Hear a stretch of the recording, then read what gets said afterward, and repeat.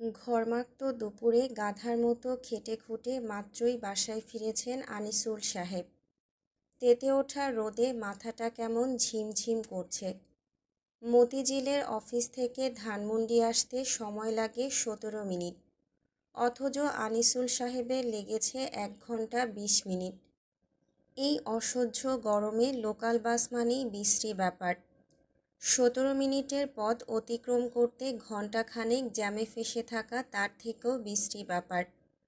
চারপাশে ঘামের গন্ধ, ধুলাবালি, দমবন্ধকর গরম বাতাস, আর অযথা চেঁচামেচির মাঝে ঘণ্টাময় বসে থাকলে কোনো ভদ্রলোকেরই মেজাজ ঠিক থাকার কথা নয়।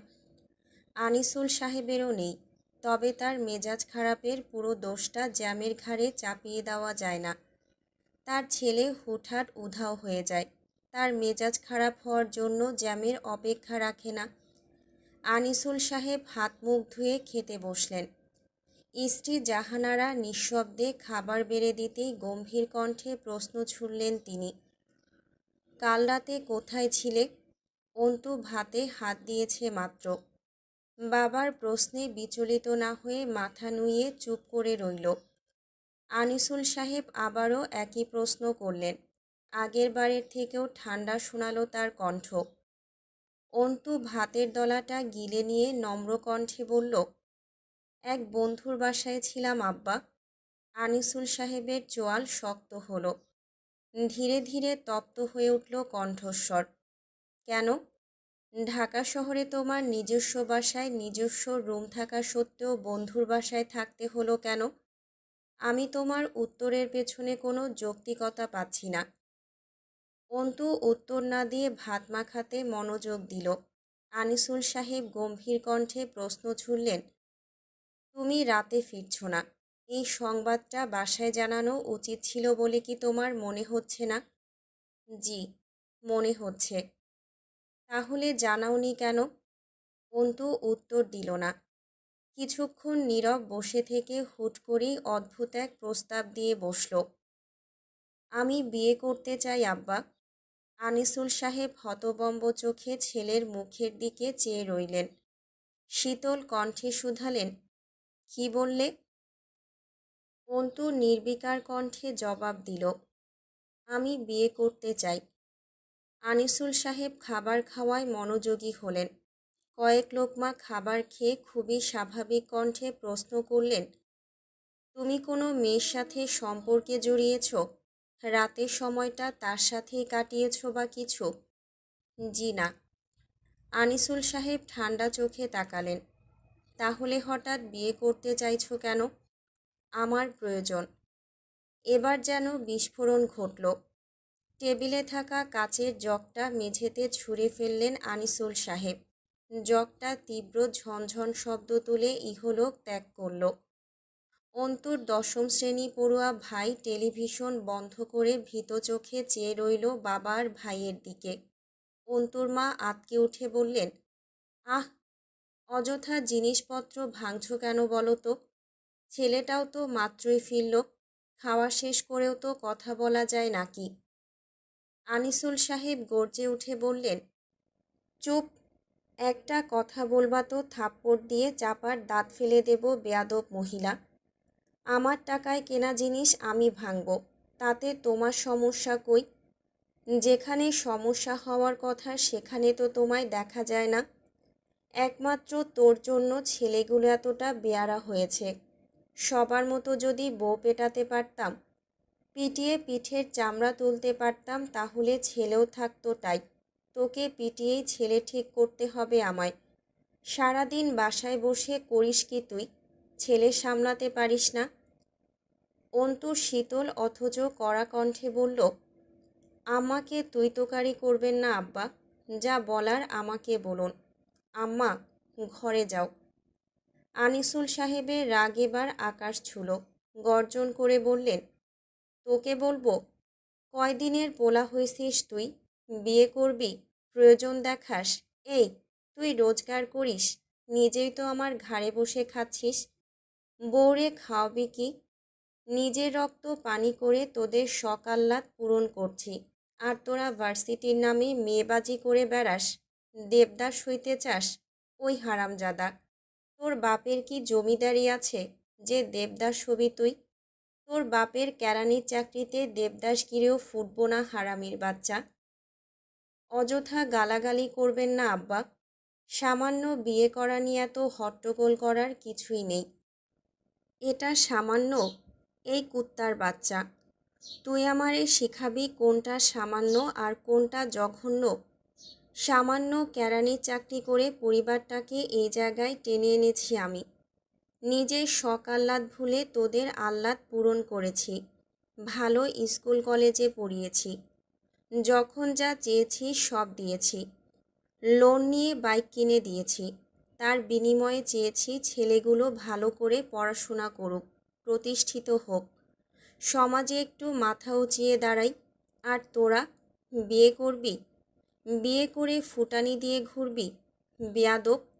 বিয়ে করে বউকে খাওয়াবি কি তুই, শুয়োরের বাচ্চা? সেটা আমার ব্যাপার আব্বা। আমার বউয়ের দায়িত্ব আমার। আপনার দায়িত্ব বিয়ের প্রস্তাব নিয়ে যাওয়া। নিয়ে যাবেন ব্যাস। তোর দায়িত্ব? জীবনে 1 টাকাও রোজগার করেছিস? টাকা কামাইতে কত কষ্ট হয় বুঝিস? পৃথিবীটা এতই সোজা?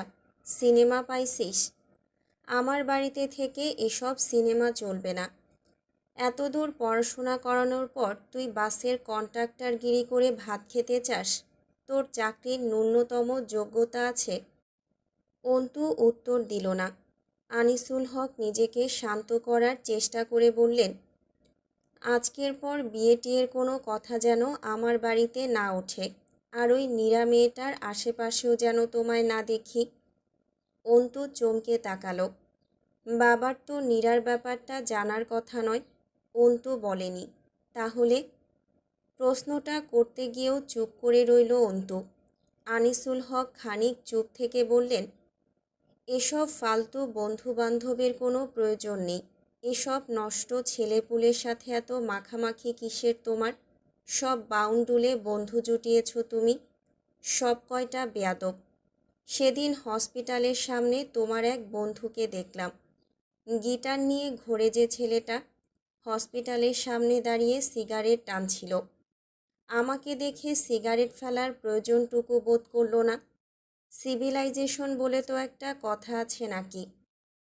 অন্তু উঠে দাঁড়াতে দাঁড়াতে বলল, আপনি মেন পয়েন্ট থেকে সরে যাচ্ছেন আব্বা। আলোচনাটা আমাকে নিয়ে হচ্ছিল, আমার বন্ধুদের সিভিলাইজেশন নিয়ে নয়। ক্ষুব্ধ আনিসুল সাহেব ভাতের প্লেট ঠেলে উঠে দাঁড়ালেন। হুট করেই চর বসালেন তার জোয়ান ছেলের গায়ে। রাগে টলমল করা কণ্ঠে বললেন, আজকাল মুখে মুখে কথা বলাও শিখে গিয়েছ তুমি। ওই সব বেয়াদবদের সাথে থেকে থেকেই বুঝি অধপতন। ছেলেকে চর মারতে দেখেই আঁতকে উঠলেন জাহানারা। দৌড়ে স্বামীর কাছে গেলেন। ডান বাহুটা টেনে ধরে বললেন, কি করছো? এত বড় জোয়ান ছেলের গায়ে কেউ হাত তোলে? মাথাটা শান্ত করো। ওর জাহানারার কথার মাঝপথেই গম্ভীর কণ্ঠে ঘোষণা করল অন্তু, বিয়েটা আমি করছি আব্বা।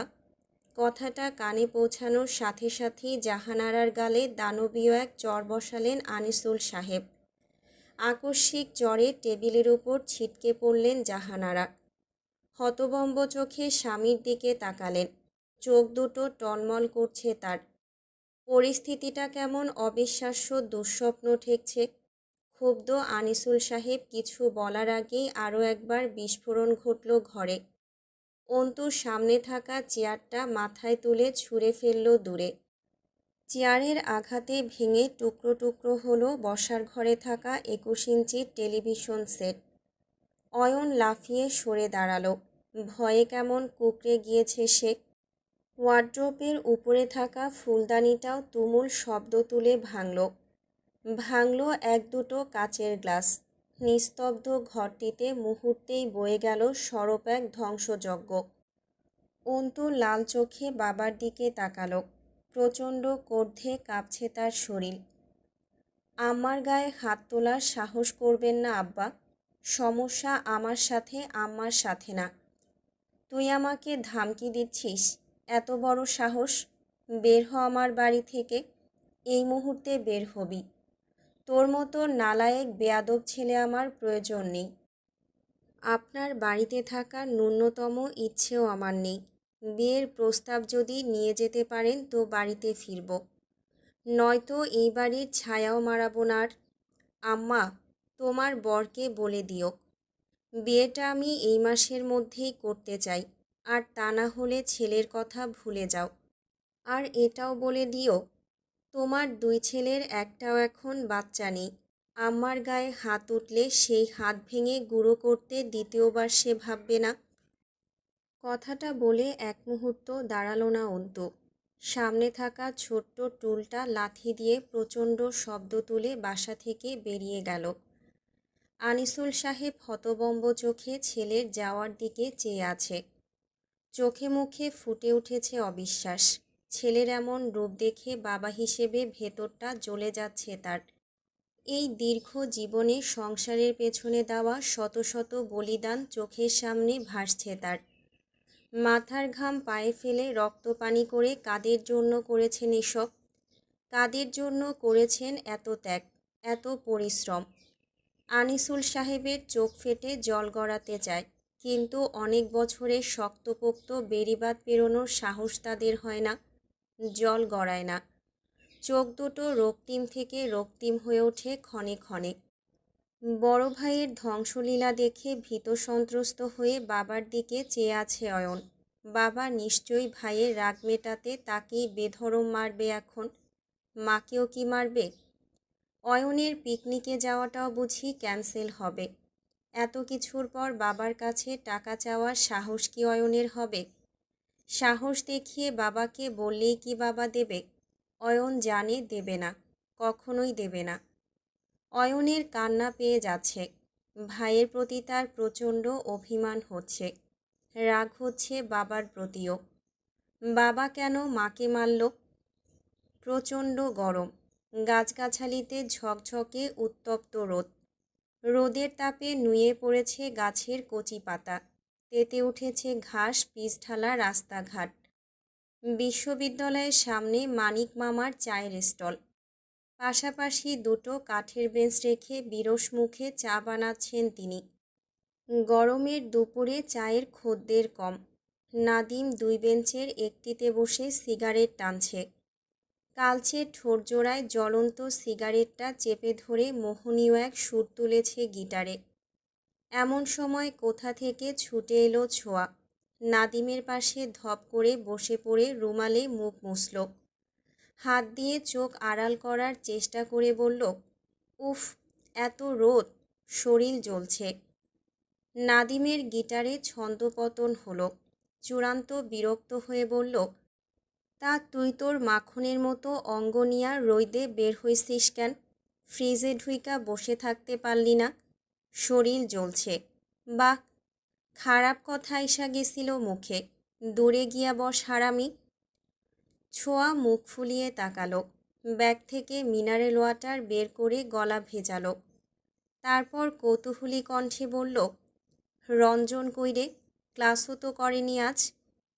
রঞ্জন জাহান্নামে গেছে। ডিপার্টমেন্টের ছাদ থেকে লাফ দিয়ে তুইও জাহান্নামে চলে যা বোন। দয়া কর। তোর এই স্টাইল মার্কা বাংলা শুনলে মেজাজ খারাপ হইয়া যায় আমার। বালের স্টাইল। ছোঁয়ার মেজাজ খারাপ হয়ে যাচ্ছে। অতিরিক্ত মেজাজ খারাপে কান্না পেয়ে যাচ্ছে। নাদিমের এইসব থার্ড ক্লাস কথাবার্তা শুনলে গাজালা করে তার। একটা মানুষের মুখের ভাষা এত অশ্লীল হয় কি করে? ছোঁয়া রাগে গজগজ করতে করতে বলল, নমু আর নিরু আজকে ভার্সিটি আসেনি। ফাজিলগুলো আমাকে একবার বললেই পারত। এসব তাদের প্রি প্ল্যান্ড। ওরা আসবে না জানলে মরে গেলেও আসতাম না আমি। আর না তোর মতো ফাজিলের সাথে মুখ নাড়াতে হতো। নাড়ুস কেন মুখ? আমি কইছি মুখ নাড়তে? তোর কি দুনিয়াতে আর কোনো কাম নাই বাপ? সব সময় আমার গায়ের লগে ঢলাঢলি করস কেন? সরে বস। ছোঁয়া এক লাফে সরে বসল। চোখ মুখ কুঁচকে ফেলল বিরক্তিতে। ছি, কথার কি সিরি। মাম্মাম ঠিকই বলে, তুই একটা থার্ড গ্রেড ছেলে। I should avoid you. ছোঁয়ার কথায় দাঁত বের করে হাসল নাদিম। লম্বা হাত বাড়িয়ে ছোঁয়ার মাথায় চাটি মারল। সিগারেটে একটা শুক টান দিয়ে বলল, ওহে ইংরেজের বাচ্চা বলদ, প্লিজ প্লিজ অ্যাভয়েড মি।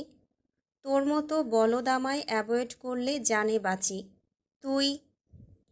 নাদিমের কথা শেষ হতে না হতেই অন্তুর আগমন ঘটল। এসেই কোনোরূপ কথাবার্তা ছাড়া লাথি দিয়ে উল্টে ফেলল কাঠের বেঞ্চি। ছোঁয়া চোখ বড় বড় করে চেয়ে আছে। নাদিম শান্ত চোখে চেয়ে সিগারেটের শেষ টান দিল। অন্তুর রাগে ফুঁসছে। প্রচণ্ড রাগে উল্টে পড়া বেঞ্চিতেই ক্রমাগত লাথি দিচ্ছে। নাদিম শান্ত ভঙ্গিতে সিগারেটটা ফেলে পায়ে মারিয়ে আগুন নেভালো। ভ্রু নাচিয়ে প্রশ্ন করল, এই যে লায়ক শাকিব খান, কাহিনী কি তা মামা? এসেই অ্যাকশন মুভি শুরু কইরা দিছস ক্যারে? অন্তুর রাগ কমছে না। বেঞ্চে আরও দুটো লাথি দিয়ে নিজের চুল খামচে ধরল সে। মুখ দিয়ে অদ্ভুত তীক্ষ্ণ একটা শব্দ বের করে দুই হাতে মাথা চেপে নিজেকে শান্ত করার চেষ্টা করল। অন্তু ছোঁয়ার পাশে বসতেই সরে গিয়ে নাদিমের গা ঘেঁষে বসল ছোঁয়া। নাদিমের শার্ট খামচে ধরে ফিসফিস করে বলল, দোস্ত, অন্তুর সাথে কি প্যারানর্মাল কিছু ঘটেছে? ভূতপ্রেত টাইপ কিছু? আমার ভয় লাগছে। নাদিম রাগে কটমট করে বলল, আল্লাহ ছোঁয়াইয়া রে, চড়থাপড়া না খাইতে চাইলে সার আমারে। গরমে মইরা যাইতাছি, তার উপর গায়ে আইসা পড়তাছিস। সর সর কইতাছি। ছোঁয়া ভয়ে ভয়ে সরে বসল। নাদিম কপাল কুঁচকে বলল, হইছেটা কি? বাইং মাছের মতো লাফাইতাছিস কেন? অন্তু দাঁতে দাঁত চেপে বলল, এরা চাইতেছে আমি মরে যাই, আমি মরলে এদের শান্তি। শালার সব কয়টাকে খুন করতে পারলে শান্তি পাইতাম। ঝাঁঝরা করে দিল কলিজা। নাদিম হতাশ দীর্ঘশ্বাস ফেলে অন্তুর দিকে চেয়ে রইল। ছোঁয়ার চোখে মৃদুমন্দ ভয়। ঘড়ির কাঁটা ৩টা ছুঁই ছুঁই।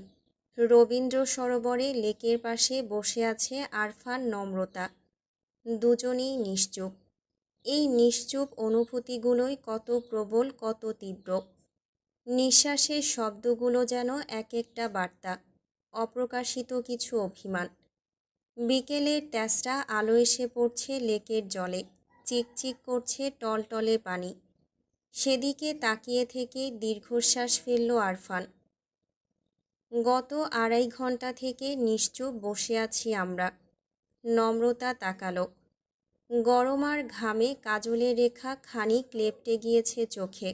ঘর্মাক্ত তেলতেলে মুখটা বড্ড স্নিগ্ধ লাগছে। আরফান অভিমানী চোখ দুটোতে নিষ্পলক চেয়ে থেকে ঢোক গিলল। নম্রতার ঠোঁটে বাঁকা হাসি ফুটতেই চোখ দুটো গিয়ে আটকালো পাতলা ঠোঁট জোড়াতে। আপনি সব সময় টাইম টু টাইম কাজ করেন, ১ মিনিট এপাশ ওপাশ নয়, কাট টু কাট। আরফান নম্রতার ঠোঁট থেকে চোখ সরিয়ে চোখের দিকে তাকালো। আমি অযথা সময় নষ্ট করতে পারি না, ছোটবেলার অভ্যেস।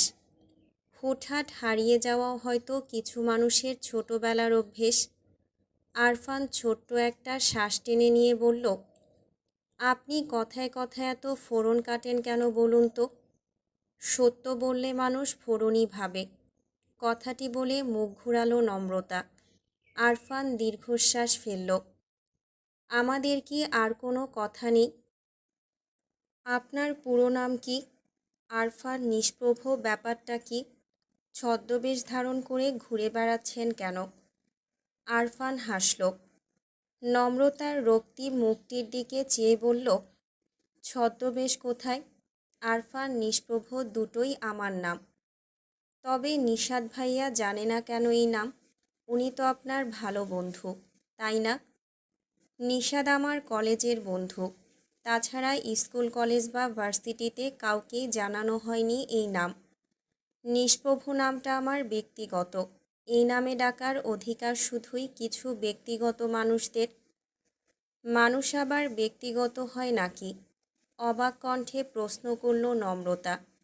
আরফানের হাস্যোজ্জ্বল উত্তর, আপনার সে যদি ব্যক্তিগত হতে পারে তাহলে মানুষ ব্যক্তিগত কেন হবে না? আপনি কোনোভাবে আপনার সেকে পশু শ্রেণীর অন্তর্ভুক্ত করে ফেলেননি তো? আরফানের কথায় হেসে ফেলল নম্রতা। আরফানও হাসল। লেকের জলে দৃষ্টি রেখে হঠাৎই প্রশ্ন করল সে, আপনি নিশাদকে ওভাবে খুঁজছিলেন কেন? আমি তো ভেবেছিলাম ওর সাথে আপনার বিশেষ কোনো সম্পর্ক আছে। সেটা আমি বলবো না। পারলে নিজে খুঁজে বের করুন, নয়তো কৌতূহল দমন করুন। আরফান হেসে বলল, আপনার বিষয়ে কৌতূহল দিনকে দিন বাড়ছে বই কি কমছে না। এই অপ্রতিরোধ্য কৌতূহল দমন করাও যাচ্ছে না। এত এত কৌতূহল মাথায় নিয়ে আজ রাত থেকে আমার ঘুম হবে বলে মনে হচ্ছে না। নম্রতা সন্দিহান কণ্ঠে বলল, তার আগে বলুন আপনার প্রিয় মানুষটিকে, কার জন্য অত উতলা হয়ে উঠতেন আপনি? 5টা বাজতেই কার কাছে ছুটে যেতেন? বিয়ে টিয়ে করে ফেলেননি তো? আরফানের গম্ভীর উত্তর, বিয়ে করে ফেললে কি করবেন? নম্রতা জ্বলন্ত চোখে চেয়ে রইল। কিছুক্ষণ নীরব দৃষ্টি বিনিময়ের পর হঠাৎই অদ্ভুত এক কাজ করে বসল নম্রতা। আরফানের পাঞ্জাবির কলার খামচে ধরে নিজের দিকে টেনে নিল। শক্ত কণ্ঠে বলল, খুন করে ফেলব। প্রেম করবেন একজনের সাথে আর বিয়ে করবেন অন্যজনকে? এত সহজ? নম্রতার হঠাৎ আক্রমণে হতবিহ্বল দৃষ্টিতে তাকালো আরফান। চোখ ঘুরিয়ে একবার নম্রতার হাতের দিকে তাকালো। তারপর চোখ দুটো নিবদ্ধ করল নম্রতার খ্যাপাটে মুখে। নম্রতার টানা টানা অভিমানী চোখ, ছোট্ট সুন্দর মুখটা এত কাছে পেয়ে বুকের ভেতর অবাধ্য তরল এক চাওয়া উকি দিয়ে গেল। খুবই সন্তর্পণে চোখ নামিয়ে নম্রতার ঠোঁটের দিকে তাকালো সে। মৃদু কণ্ঠে উত্তর দিল, তাহলে আপনি এত নাচানাচি করে বিয়ের শপিং করলেন যে? একজনকে প্রেমে ডুবিয়ে অন্যজনকে বিয়ে করার এত তাড়া? আরফানের কথায় চাহনিতে কি যেন ছিল, জানা নেই। তবে হঠাৎই ভীষণ লজ্জা পেয়ে গেল নম্রতা। আরফানের কলার ছেড়ে দিয়ে অন্যদিকে মুখ ঘুরিয়ে বসে রইল সে। ঠোঁটে ঝুলতে লাগলো অপ্রতিরোধ্য লাজুক হাসি। আরফানও হাসল নিঃশব্দে। পাঞ্জাবির পকেট থেকে বেলি ফুলের মালা বের করে বলল, 5টা থেকে 7টা সময়টুকু শ্যামলতা আর আমার একান্ত কিছু সময়। ওই সময়টুকুতে এমনই কোনো একটা বেঞ্চে বেলি ফুলের মালা হাতে বসে থাকতাম আমি। শ্যামলতা তখন খুব আয়োজন করে আমার কল্পনায় আসত, পাশে বসত। পরনে থাকতো সাদা লাল শাড়ি, খোলা চুল, চোখে কাজল। শ্যামলতা নিরন্তর গল্প করত, হাসত, অভিমান করত। আমি তাকে ফুল দিতেই সে খুশিতে ঝুমঝুম করে ফুল নিয়ে চুলে বাঁধত। কখনো শহরের অলিতে গলিতে উদ্দেশ্যহীন হেঁটে আমার দস্যি শ্যামলতাকে খুঁজে বেড়াতাম। কখনো বা গ্রন্থাগারের ধূলিমাখা বইগুলোতে চেয়ে থাকতাম নির্নিমেষ। আবার কখনো শ্যামলতার বেলি ফুলের রাজ্যে আকণ্ঠ ডুবে থাকতাম। উল্টে পাল্টে দেখতাম তার ছেলেমানুষি প্রেমপত্র। এইটুকু বলে থামল আরফান। নম্রতার দিকে ফিরে তাকিয়ে চঞ্চল কণ্ঠে বলল, আপনি কি জানেন আমি শ্যামলতাকে বিয়ে করে ফেলেছি আমার কল্পনায়। কল্পনায় সে আমার স্ত্রী, বড় অবাধ্য স্ত্রী। সেদিন আপনি জড়িয়ে ধরার পর থেকে বউ হারিয়ে বিপত্নিক হয়ে গিয়েছি আমি। বউ কল্পনায় হানা দিচ্ছে না, আমার পাশে বসছে না। তার জায়গায় সদর্পে বসে আছেন আপনি। আপনিও বড় অবাধ্য। আর এই বেলি ফুলের মালাটাও বড় অবাধ্য। অবাধ্য রমণীটির চুল ছাড়া অন্য কারো চুলে বাধা পড়তে তার খুব বেশি আপত্তি। নম্রতা উঠে দাঁড়ালো। আরফানের হাতে চিঠির খামটা ধরিয়ে দিয়ে শক্ত কণ্ঠে বলল, বেলি ফুলের মালাকে বলে দেবেন এই অবাধ্য রমণী তাকে গ্রহণ করতে পারছে না। অবাধ্য রমণীর রাজ্যে তীব্র অবরোধ চলছে। যদি কখনো অবরোধ ভেঙে জোয়ার আসে, অভিমান ভেঙে চুরে লজ্জা আসে, সেদিন ভেবে দেখা যাবে। ততদিন অপেক্ষা চলুক। বেলি ফুলের আজ তীব্র অপেক্ষার দিন। কথাটা বলে ফেরার পথে পা বাড়ালো নম্রতা। দুয়েক পা এগিয়ে যেতেই পেছন থেকে হাত আঁকড়ে ধরল কেউ। নম্রতা ফিরে তাকানোর আগেই ঘাড়ের কাছে পেল গরম নিঃশ্বাসের স্পর্শ। নম্রতার শরীরে কাঁপুনি দিয়ে উঠল, নিঃশ্বাস হলো ঘন। কেউ একজন খুব যত্ন করে মালা জড়ালো তার চুলে। হাতটা ছেড়ে দিয়ে ফিসফিস করে বলল, অবাধ্য বেলি ফুলের অত ধৈর্য নেই অবাধ্য সুন্দরী, অত অপেক্ষা তার সইবে না। নম্রতা এক মুহূর্ত দাঁড়ালো না। এখানে আর দাঁড়িয়ে থাকা চলে না। এই লোকের সামনে দাঁড়িয়ে থাকলে তার নিশ্চিত মৃত্যু, অনুভূতিময় ভয়ানক মৃত্যু।